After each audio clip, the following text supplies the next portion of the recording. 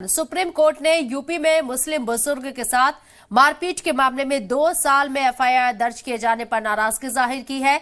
आज सुनवाई के दौरान यूपी सरकार की तरफ से एएसजी के एम नटराज ने माना है कि पुलिस के तौर पर लापरवाही हुई है और इस ताल्लुक से पुलिस एहलकारों पर बाकायदा कार्रवाई की गई है। आपको बता दें कि सुप्रीम कोर्ट ने यूपी पुलिस के रवैये पर नाराजगी जाहिर करते हुए कहा कि इस तरह के मामलों में जब कोई कार्रवाई नहीं होती तो एक खतरनाक माहौल बनता है। एक सेक्युलर मुल्क में धर्म के नाम पर तशद्दुद जराइम की कोई गुंजाइश नहीं है। इस तरह की हरकतों को जड़ से खत्म किए जाने की जरूरत है। ऐसी वारदातों पर एक्शन लेने की जरूरत है। उन पर पर्दा डालकर मसले का हल नहीं हो सकता। वाज़ेह हो कि नोएडा में 4 जुलाई 2021 की रात दिल्ली के रहने वाले कजीम अहमद शेरवानी के साथ मारपीट की गई थी। तकरीबन 1.5 साल बाद पिछले हफ्ते इस मामले में नोएडा थाना सेक्टर 39 में पुलिस ने मुकदमा दर्ज किया था और अब सुप्रीम कोर्ट ने इस मामले को लेकर सरजनीश दी है। पूछा है कि आखिर इतने वक्त में क्यों एफआईआर दर्ज की गई, क्यों इतना देर हुई इस मामले को लेकर। और इस पर जाहिर सी बात है कि जब इस तरह के मामला बढ़ते हैं, जैसा कि सुप्रीम कोर्ट ने कहा है कि अगर धर्म के नाम पर किसी के ऊपर जुल्म होता है तो एक अलग माहौल बनता है, खतरनाक माहौल बनता है। एक सेक्युलर मुल्क में धर्म के नाम पर तशद्दुद जराइम की कोई गुंजाइश नहीं है। ये बात सुप्रीम कोर्ट ने अपने तफसीर में कही है। इस तरह की हरकतों को जड़ से खत्म किए जाने की सख्त जरूरत है। ऐसी वारदातों पर एक्शन लेने की जरूरत है। उन पर पर्दा डालकर मसले का हल नहीं हो सकता। वाज़ेह रहे कि 4 जुलाई 2021 की रात को दिल्ली के रहने वाले कजीम अहमद शेरवानी के साथ मारपीट की गई थी। तकरीबन 1.5 साल बाद पिछले हफ्ते इस मामले में नोएडा थाना सेक्टर 39 ने पुलिस ने मुकदमा दर्ज किया था। तो सुप्रीम कोर्ट ने यूपी सरकार के रवैये पर नाराजगी जाहिर की है। साथ ही साथ सरकार की तरफ से पेश हुए नुमाइंदे ने बात कही है कि इस पूरे मामले पर पुलिस की लापरवाही हुई और जिन लोगों के जरिए लापरवाही बरती गई उनके खिलाफ कार्रवाई भी की गई है। लेकिन सुप्रीम कोर्ट ने वाज़ेह कर दिया है कि अगर धर्म के नाम पर किसी के साथ तशद्दुद होता है, जुल्म होता है तो उसे बर्दाश्त नहीं किया जा सकता है और ऐसे मामलों में सख्त एक्शन लेने की जरूरत होती है। अगर इस तरह से ढील दी जाएगी तो एक माहौल अलग पैदा होता है जो कि खतरनाक है काफी। उससे बचना चाहिए और वक्त पर इस तरह के मामलों में सुनवाई होनी चाहिए। 4 जुलाई 2021 का मामला है जहां दिल्ली के रहने वाले एक मुस्लिम बुजुर्ग के साथ मारपीट की गई थी। नोएडा के थाना सेक्टर 39 में ये केस दर्ज 1.5 साल बाद हुआ तकरीबन। सुप्रीम कोर्ट ने इस पूरे मामले पर तबसरा किया और यूपी सरकार को एक तरीके से नाराजगी उसके ऊपर जाहिर की है कि आखिर इतने वक्त में क्यों एफआईआर दर्ज की गई, क्यों इस मामले पर कोई एक्शन नहीं लिया गया, वक्त रहते क्यों इस मामले को दबाने की कोशिश की गई।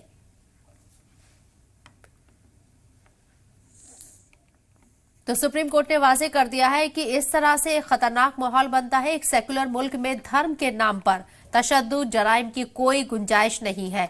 ये बड़ा तबसरा सुप्रीम कोर्ट ने किया है जिसमें ये साफ तौर पर उन्होंने कहा कि खतरनाक माहौल उस वक्त बनता है जब सेक्युलर मुल्क में धर्म के नाम पर तशद्दुद जराइम को बढ़ावा दिया जाता है जिसकी कतई गुंजाइश नहीं है। इस तरह की हरकतों को जड़ से खत्म किए जाने की जरूरत है। ऐसी वारदातों पर एक्शन लेने की जरूरत है। उन पर नाकी पर्दा डालकर मसले का हल नहीं किया जा सकता।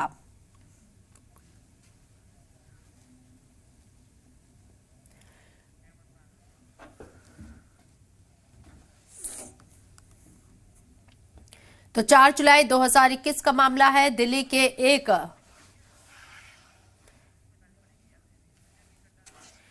संजय के चड्ढा साहब हमारे साथ एडवोकेट सुप्रीम कोर्ट मौजूद है। बात करने के लिए उनका रुख करते हैं। संजय के चड्ढा साहब, अदालतों पर हमें अपने पूरे यकीन करना चाहिए और सुप्रीम कोर्ट वाज़ेह वक्तन फवक्तन इस बात को वाज़ेह करता रहता है कि अदालतें कभी फैसला गलत नहीं दे सकती, किसी के साथ नाइंसाफी नहीं कर सकती। सुप्रीम कोर्ट के हवाले से आज जो एक तबसरा किया गया है, एक बुजुर्ग मर्द के साथ, शख्स के साथ मारपीट होती है नोएडा के अंदर और उसमें 1.5 साल बाद एफआईआर दर्ज होती है। सुप्रीम कोर्ट ने सरकार से भी पूछा और ये सख्त तबसरा किया है कि मजहब के नाम पर किसी के साथ तशद्दुद जराइम को बढ़ावा नहीं दिया जा सकता है।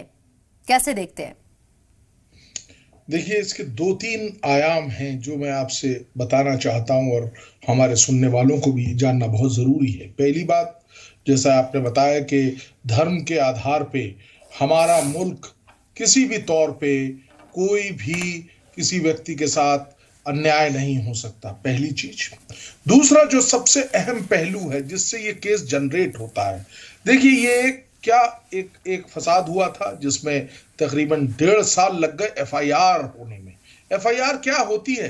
First information report, first information, पहली तहकीकात करने के लिए आपको रिपोर्ट दी। 1.5 साल के बाद आप तहकीकात करना शुरू करेंगे, ये शर्म की बात है। ये मैं नहीं कह रहा हूं, सुप्रीम कोर्ट ने कहा है, और मैं भी इस बात से पूरी तरह से राफ्ता रखता हूं। मैं आपके माध्यम से बताना चाहता हूं, first information report supreme court के आयोटा ऑफ जजमेंट है, कई सारे जजमेंट्स हैं।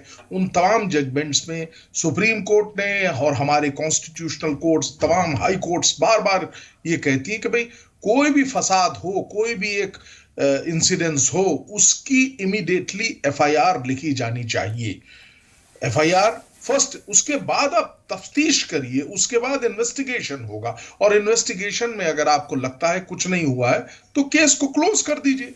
ये प्रोसेस होना चाहिए। कानून की व्यवस्था ये है, रूल ऑफ लॉ की व्यवस्था ये है जिससे हम सब लोग गवर्न होते हैं। और हो क्या रहा है, एक वारदात हुई, उस वारदात के बाद आपने एफआईआर करने के लिए ये एक ओल्ड व्यक्ति जो हैं, जो कि बहुत उम्रदरार हैं, वो भी जाते हैं, पुलिस कोई रिपोर्ट नहीं लिखती। ये क्या हो रहा है? और अब जब ये मामला नीचे से ट्रेवल होके सुप्रीम कोर्ट तक पहुंचता है तो सुप्रीम कोर्ट में जो सरकारी वकील साहब हैं, उनका ये कहना है कि ये पुलिस की नाकामयाबी है। हमको ये देखना होगा कि सुप्रीम कोर्ट ने जितने जजमेंट्स में, न जाने कितने हैं, मैं उसका अगर आपको मैं बताना शुरू करूं, बहुत सारे हैं, तो I am not going into that. उन संजय के चड्ढा साहब, क्या लगता है आपको कि पुलिस जानबूझकर इस तरह के मामलों को क्यों नहीं दर्ज करती है, एफआईआर क्यों नहीं करती है? क्या एक नजरिया होता है पुलिस का कि उसके एरिया के अंदर कम से कम एफआईआर हो ताकि दिखाने की कोशिश हो कि उस एरिया में जुर्म बहुत कम हो रहा है? ये एक नजरिया रहता है पुलिसिंग का? ये एक नजरिया जरूर है, ये बहुत अहम नजरिया है, क्योंकि अगर मेरे थाने में, मैं एक थाने का एसएचओ हूं और मेरे थाने में तमाम एफआईआर जो है बहुत सारे हो रहे हैं, तो तमाम ऑफिसर्स जो हैं उनका प्रेशर मेरे ऊपर आ जाएगा। लोग पूछेंगे कि क्यों हो रहा है। मेरी तो ड्यूटी है कि मैं क्राइम कम हूं, लेकिन एक तो ये है, बहुत मेजर रीजन है ये। दूसरा रीजन है प्रेशर ग्रुप्स का। अरे भाई, मैं ताकतवर हूं तो मेरे खिलाफ कैसे एफआईआर हो जाएगी? पॉलिटिशियंस के कहने पे एफआईआर होती है। इतनी ज्यादा दखलंदाजी है एमएलए एमपीज आपके, जो इवन मैं ऑफ द रिकॉर्ड क्या आपके माध्यम से कहना चाहता हूं, क्योंकि हमारा उद्देश्य यहां पे लोगों के सामने ये एक क्लियर तस्वीर रखना है। पुलिस वाले जो है अपने एमएलएस को और एमपीस को फोन करते हैं, साहब ऐसे ऐसे हुआ है, क्या एफआईआर कर लें? ये पोजीशन आ गई है इस मुल्क की। हमको देखना होगा कि पॉलिटिशियंस का जो प्रेशर है, और इस हर एरिया में जो प्रेशर ग्रुप्स हैं, आपकी कोई भी तशद्दुद होती है, कोई भी लड़ाई होती है, तो लोग क्या करते हैं अपने साथ? आपको थाने में कौन नजर आता है? उस क्षेत्र के छोटे मोटे जो नेता लोग हैं वो नजर आते हैं। अगर छोटी कोई लड़ाई है, अगर बड़ी लड़ाई है तो एमएलए एमपीज आ जाएंगे, और उससे भी अगर बड़ी कोई ताकतवर लोगों के दरमियान ये लड़ाई हो रही है तो सच्चाई ये है कि मिनिस्टर्स के फोन आते हैं। और ये बात कोई छुपी हुई नहीं है, हम सब जानते हैं, जान के उसको छुपा के रखा हुआ है हमने। असलियत यही है। और इन प्रेशर ग्रुप्स की वजह से फिर ये एक क्लियर कट केस है जो आज हम लोगों के सामने है, जहां पे सुप्रीम कोर्ट ने बहुत जो है नाराजगी जाहिर करी कि इस तरीके का होना चाहिए। और अभी केस खत्म नहीं हुआ। मैं आपके माध्यम से बताना चाहता हूं, 3 तारीख को एक डिटेल्ड एफिडेविट की दरकार की है सुप्रीम कोर्ट ने, और कहा है कि आप एक डिटेल्ड एफआईआर करिए कि क्या वजह थी कि एफआईआर नहीं हुई, क्या वजह था कि इन्वेस्टिगेशन नहीं हुआ। Clear cut, crystal clear case है, और ऐसे में आपने उसमें शिकायत दर्ज क्यों नहीं करी? संजय के चड्ढा साहब, पुलिस का जब इस तरह का रवैया है, मैं तमाम लोगों के लिए नहीं कह रही ये बात, लेकिन जहां इस तरह के मामला सामने आते हैं उन लोगों के साथ आपको लगता है कि पुलिस रिफॉर्मिंग की बार बार जो बात होती है उसकी जरूरत है? और आखिर पुलिस रिफॉर्मिंग है क्या, क्यों हम इसकी बात करते हैं? देखिए, पुलिस रिफॉर्म की बात मैं आपसे अब क्या बताऊं। जब से हमारा मुल्क आजाद हुआ है तब से पुलिस रिफॉर्म्स की हम लोग बात करते आ रहे हैं। 2006 में Prakash Singh versus union of India का जजमेंट सुप्रीम कोर्ट ने 15 नियम दिए कि ये आप फॉलो करिए, ये गाइडलाइंस हैं, इनको फॉलो करना है, जो जिससे कि सरकार, एडमिनिस्ट्रेशन, एग्जीक्यूटिव बाध्य है। 2013 में जजमेंट आया, 2017 में जजमेंट आया। ये तमाम जजमेंट्स में उन चीजों को दोबारा सुप्रीम कोर्ट बार बार रीइटरेट करती है। ये एक तो ये आयाम है। इसके अलावा यह भी देखना होगा कि पुलिस के ऊपर दबाव भी बहुत है। पुलिस की संख्या बहुत कम है। हमारी पॉपुलेशन के विसेविस जो पुलिस कर्मी हैं उनकी संख्या में भी कमी है। इस बात को सब जानते हैं। प्रॉपर ट्रेनिंग नहीं है। मेरे को एक इंसिडेंस याद आता है। एक हमारे जो आईओ लेवल का व्यक्ति था, उसको इन्वेस्टिगेशन दिया गया आईटी एक्ट की धारा का। उन्होंने एक कंप्यूटर को जब्त किया, उसको बोरे में बंद करके उसकी जो जिसे कहते हैं ना हार्ड डिस्क, उसको खोल के ऐसे इन्वेस्टिगेशन होता। ये भी हुआ है हमारे मुल्क में। लेकिन अब हम लोग आगे बढ़ रहे हैं, काफी अच्छी चीजें भी आ रही हैं। There is no doubt, positive side भी है, उसकी एक पॉजिटिव साइड भी है, हम लोग कर रहे हैं। लेकिन आपको आए दिन क्या, हर दिन आपको एक ना एक इस तरह की खबर मिलती रहती है जिसमें हम बहुत स्पष्ट रूप से देखते हैं कि पुलिस की ओर से कोताहियां बरती गई। न केवल कोताहियां, हमने पुलिस की एट्रोसिटीज भी देखी हैं, जहां पे शरीफ आम जनता को पुलिस के डंडे खाते हुए भी हमने देखा बगैर किसी कसूर के। तो वो तमाम चीजें हैं। आज हम लोग एक इस मुकाम पे हैं कि जब सरकारों को अब निर्णय लेना पड़ेगा। सरकारों को ये जो पॉलिटिकल इंटरवेंशन होती है पुलिस के काम में, उसको दूर करना पड़ेगा। एक पुलिस रिफॉर्म्स की जो तमाम बातें हो रही हैं उनको अब लागू भी करना पड़ेगा। आप कह रहे हैं कि सरकारों को अब संजीदा होना पड़ेगा, इस तरह के एक्शन लेने पड़ेंगे। लेकिन दूसरी तरफ जहां आपने एग्जांपल दिया कि एमपी एमएलएस के जरिए फोन करके जो है मामले में एफआईआर होनी है या ना होनी है, ये भी तय किया जाता है। ये भी एक सच्चाई है। एक सिक्के के दो पहलू नजर आते हैं। लेकिन सवाल ये खड़ा होता है कि पुलिस आखिर किसके लिए है? क्या किसी के एक फोन कॉल पर किसी प्रेशर में काम करने के लिए, या आम जनता के लिए? और अगर इस तरह के मामले हैं तो समाज में ये तशवीश का मौजू है। बिल्कुल आपने सही फरमाया। आज की ये रिक्वायरमेंट है, आज की ये जरूरत है। अब वो पुराना माहौल देखिए, हर चीज, we are a progressive society, और लॉ भी स्टैटिक नहीं है, लॉ भी डायनेमिक है। हमको आगे बढ़ना है, हमको देखना है कि किस तरीके से पुलिस रिफॉर्म को लेते हुए, और कुछ नहीं करने की आवश्यकता है। जो चीजें हमारे कोर्ट्स ने जो निर्णय दिए हैं, जो डायरेक्शंस दिए हैं, उन्हीं डायरेक्शंस को अगर हम मजबूती से लागू कर दें तो एक मेजर रिफॉर्म हो जाएगा और एक ट्रांसपेरेंसी की ओर हम लोग आगे बढ़ेंगे। देखिए, अगर ट्रांसपेरेंसी और अकाउंटेबिलिटी होगी तभी इफेक्टिवनेस आएगी, तभी हम सोसाइटी में एक मजबूत सिस्टम दे पाएंगे, जिससे कि आने वाली जो हमारी पीढ़ियां हैं, आने वाले जो लोग हैं, उनको एक मजबूत हम लोग एक बेस दें, जिससे कि वो लोग एक अच्छी से सोसाइटी में रह सकें। संजय के चड्ढा साहब, इस मामले में जो इतनी देरी पुलिस ने दिखाई एफआईआर दर्ज करने में, जो लापरवाही बरती है, एफआईआर दर्ज कराने का सही तरीका मैं तमाम नाज़रीन के बिहाफ पर आपसे पूछना चाह रही हूं कि अगर आपको एफआईआर करानी है, आप खुद थाने जाकर एफआईआर कराते हैं, तो उसको किस हद तक टाला जा सकता है? इसी केस में हमें एक नजीर ये देखने को मिल रही है जो बुजुर्ग शख्स के साथ हुई है मारपीट के मामले में। और अगर एक आप पुलिस हेल्पलाइन पर कॉल करके एफआईआर दर्ज कराने की रिक्वेस्ट करते हैं या वहां इंफॉर्मेशन देते कि आपके साथ ऐसा हुआ है, तो वो कितनी अहम होती है और पुलिस काफी हद तक क्या उसे टाल सकती है इतने लंबे पीरियड के लिए?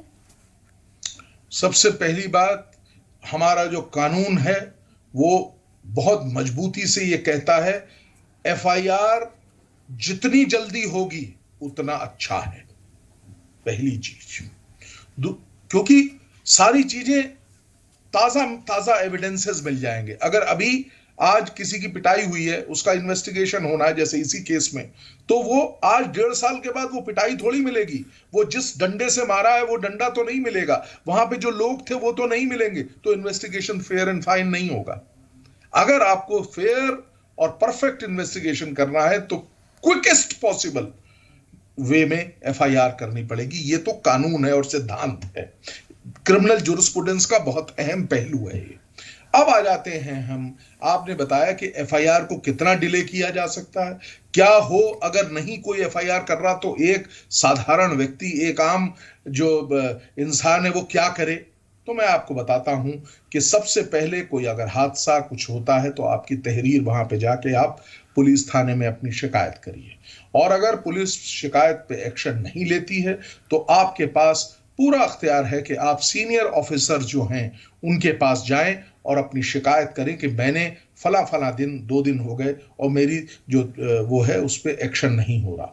अब आ जाते हैं तीसरी चीज, अगर यहां पे भी एक्शन नहीं होता तो आपके पास एक सबसे मुकम्मल और बेहतरीन रास्ता है जिसे हम कहते हैं आप अपने इलाके के इलाका मजिस्ट्रेट के पास जा सकते हैं, और जिसमें आप एक धारा है सेक्शन 156(3) उसके तहत जो है आप इलाका मजिस्ट्रेट के यहाँ एक दरखास्त लगा सकते हैं, एक कंप्लेन फाइल कर सकते हैं। उसमें आप बताएं कि मैं ऐसे ऐसे पुलिस के पास गया था, पुलिस ने कोई एक्शन नहीं दिया। जो इलाका मजिस्ट्रेट हैं वो इमीडिएटली आपका बयान दर्ज करेंगे और पुलिस को या तो इमीडिएटली उस पे एफआईआर करके इन्वेस्टिगेट करने के लिए आदेश करेंगे, या प्रिलिमिनरी इन्वेस्टिगेशन की रिपोर्ट मंगवा लेंगे पुलिस से कि भाई देखिए क्या बात है। अगर उनको लगेगा अगर एमिनेंट एकदम केस है और उस पर एफआईआर होनी चाहिए तो मजिस्ट्रेट साहिबान के पास पूरा अख्तियार है कि वो पुलिस को कहें कि उस पर इन्वेस्टिगेट करिए आप।